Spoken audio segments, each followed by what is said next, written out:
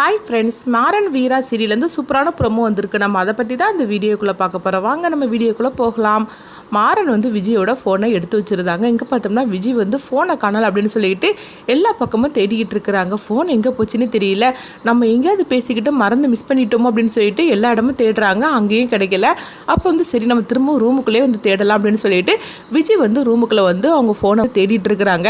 எங்கே போச்சுன்னே தெரியலையே, என்ன பண்ணுறதுக்கு? இப்போ ஃபோன் மட்டும் கிடைக்கலன்னா அவ்வளோதான்.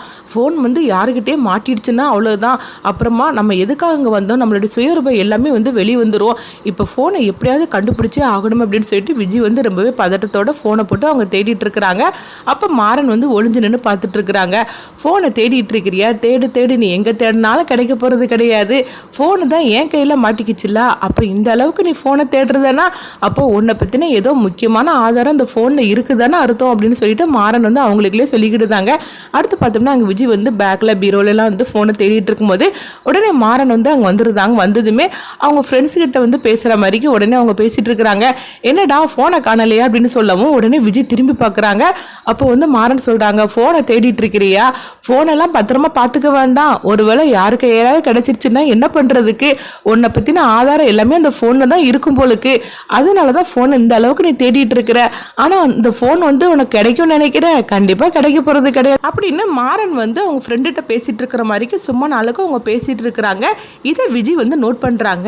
எதுக்காக இவர் இந்த மாதிரிலாம் பேசிட்டு இருக்கிறான்னு தெரியலையே, நம்மளே ஃபோனை காணலன்னு எரிச்சலோடு இருந்துட்டு இருக்கிறோம், இதில் இவன் வேற நிலைமை தெரியாமல் அப்படின்னு சொல்லிக்கிட்டு விஜய் ரொம்பவே எரிச்சலோடு இருக்கிறாங்க. அடுத்து பார்த்தோம்னா மாறன் அங்கேருந்து போகவும் அப்போ வள்ளியை தான் காட்டுறாங்க. வள்ளி ரூமுக்கு வரும்போது என்ன விஜய் என்ன தேடிட்டு இருக்கிற அப்படின்னு சொல்லும் போது ஒன்றும் இல்லை சித்தி, என்னுடைய ட்ரெஸ்ஸை ஒன்று காணலாம், அதான் தேடிட்டு இருக்கிற அப்படிங்கும் போது எப்போ பார்த்தாலும் உன் ட்ரெஸ்ஸை காணல, புடவையை காணல, ஜாக்கெட்டை காணலன்னு இதேனா சொல்லிட்டு இருக்கிற, ஏன் அதெல்லாம் பத்திரமா வைக்கணும்னு உனக்கு தெரியாதா என்ன அப்படின்னு வள்ளி சொல்லவும் அப்போ விஜய் சொல்கிறாங்க, இல்லை சித்தி நான் பத்திரமா தான் வச்சுருந்தேன், ஆனால் ஒருவேளை காணாமல் போச்சுதே, என் குழந்தை யாராவது திருடிட்டு போயிருப்பாங்களோன்னு சொல்லிட்டு எனக்கு சந்தேகமாக வருது அப்படிங்கும்போது என்ன விஜய் புரிஞ்சுக்காம பேசிட்டு இருக்கிற உன்னுடைய துணியை வேற யார் எடுக்க போறா? அப்படிலாம் எடுக்கக்கூடிய ஆளெல்லாம் அங்கே கிடையாது. நீ தேவையில்லாமல் இந்த மாதிரிலாம் நீ பேசிட்டு இருக்காது அப்படின்னு வள்ளி கொஞ்சம் கோவத்தோட சொல்லவும் ஐயோ சித்தி நீங்கள் கோவச்சிக்கிட்டீங்களா? அப்படி சொல்லலை சித்தி, வரவேளை தெரியாமல் யாராவது எடுத்துகிட்டு போயிருப்பாங்களோ, மாற்றி எடுத்துகிட்டு போயிருப்பாங்கன்னு தான் சொன்னேன்.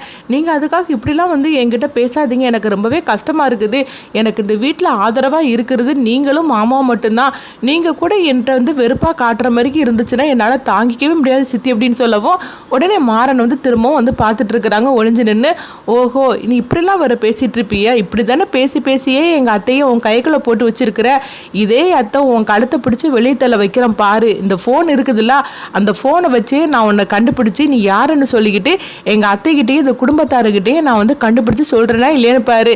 எங்கள் அத்தையும் மாமாவுமே உன்னை கழுத்தை பிடிச்சி வெளியே தள்ளுவாங்க அப்படின்னு சொல்லிக்கிட்டு மாறன் அவங்க சொல்லிட்டு போகிறாங்க. அப்போ விஜய் நினைக்கிறாங்க, அப்போ ஃபோன் எங்கே போச்சுன்னு தெரியல, எனக்கு என்னமோ அந்த மாறன் மேலே தான் சந்தேகமாக இருக்குது. அவன் தான் நம்மளை சுற்றி ஏதோ ஒன்றும் பேசிக்கிட்டே இருக்கிறான்.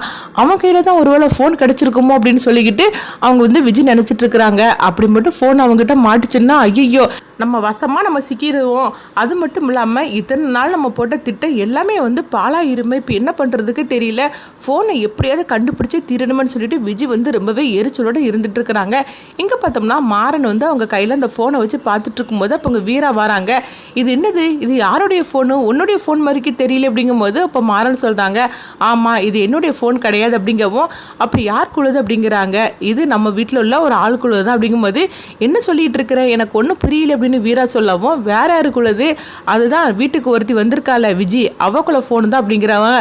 உடனே அவங்க வீரா சொல்கிறாங்க, இல்லையே விஜய் கையில் ஃபோன் இருக்குதே, நான் பார்த்துட்டு கூட இருந்தேனே, இப்போ தான் நான் பார்த்துட்டு வந்தேன் அப்படிங்கும்போது அது எல்லாருக்கும் தெரிஞ்ச மாதிரிக்கு ஃபோனு, இந்த ஃபோன் எல்லாருக்கும் தெரியாமல் வச்சிருக்கிற ஃபோன் அப்படிங்கவும் வீராக்கு ஒரே குழப்பமாக இருக்குது. என்னடா நீ சொல்லிட்டு இருக்கிற, எனக்கு ஒன்றும் புரிய மாட்டுக்கு அப்படிங்கும்போது இந்த ஃபோனை அவள் சீக்கிரட்டாக ஒழிச்சு வச்சிருந்தா, நான் அதை எடுத்துகிட்டு வந்துட்டேன். இப்போ இந்த ஃபோனை காணலன்னு சொல்லி தான் அவள் வீடு ஃபுல்லாக அவள் தேடி அலைஞ்சிக்கிட்டு இருக்கிறா அப்படின்னு சொல்லவும் இது கிட்டதுமே வீரா பார்க்குறாங்க, நீ என்ன சொல்லிட்டு இருக்கிற, அவ கையில் 2 ஃபோனு, அதுவும் இந்த ஃபோனை சீக்கிரட்டாக வச்சுட்டு இருக்காளா, என்ன சொல்கிற அப்படின்னு கேட்கும்போது ஆமாம் அவளுக்கு பின்னாடி ஏதோ ஒரு ரகசியம் மறைஞ்சிருக்குது. அவள் சும்மா ஒன்றும் இந்த வீட்டுக்கு வரல, அவள் இந்த வீட்டில் ஏதோ குழப்பத்தை ஏற்படுத்துறதுக்காக தான் வந்திருக்கிறா. இவன் மட்டும் தனி ஆளாக இல்லை, இவளுக்கு பின்னாடி வேற யாரோ இருக்கிறாங்க. அதனால தானே இந்த ஃபோனை ஒழிச்சு வச்சிருக்கிறா. அப்போ ஆக மொத்தத்தில் இந்த ஃபோனில் அவள் வேற யாருக்கிட்டே ரகசியமாக பேசுகிறா. அந்த ஆளை யாருக்கும் தெரிஞ்சிடக்கூடாது அப்படின்னு அப்படின்னு சொல்லி தான் அவள் அந்த ஃபோனை வந்து ரகசியமாக வச்சிருக்கிறா. அப்போ ஆக மொத்தத்தில் இவளுக்கு பின்னாடி வேற யாரும் இருக்கிறாங்க அப்படின்னு சொல்லவும் இதெல்லாம் கேட்டதுமே வீரா வந்து யோசிக்கிறாங்க. ஆமாம், வடிவத்தை கூட இப்படி தானே சொல்லிட்டு இருந்தாங்க. இவளை பற்றி விசாரிக்கும் போது அத்தை சொன்ன விஷயம் அவள் லேஸ்பட்டவ கிடையாது, அவள் விஷயத்தில் நீ தலையிடாத, நீ ஒதுங்கிக்கோ அப்படின்னு தானே அத்தையும் சொன்னாங்க.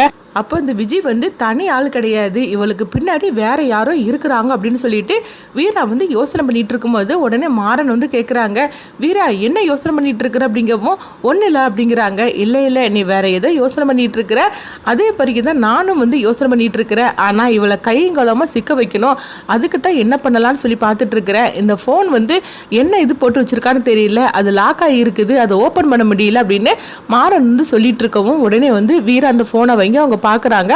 ஏதாவது லாக் எடுக்க முடியுமான்னு சொல்லிக்கிட்டு அவங்களே ட்ரை பண்ணுறாங்க. ஆனால் லாக் எடுக்கவே முடியல. என்னன்னு தெரியல, இவ என்ன போட்டு வச்சிருக்கான்னு தெரியல, லாக் எடுத்தாதான் இதுக்கு பின்னாடி யார் இருக்கான்னு சொல்லிட்டு கண்டுபிடிக்க முடியும் அப்படின்னு மாறனும் வீராவும் 2 பேரும் பேசிட்டு இருக்கிறாங்க. அந்த ஃபோனால தான் விஜய் வந்து கைங்கோலமாக சிக்க போகிறாங்க. அடுத்து இந்த கதையில் என்ன மாதிரி கொண்டுட்டு போக போகிறாங்கன்னு சொல்லி நம்மளும் வெயிட் பண்ணி பார்க்கலாம்.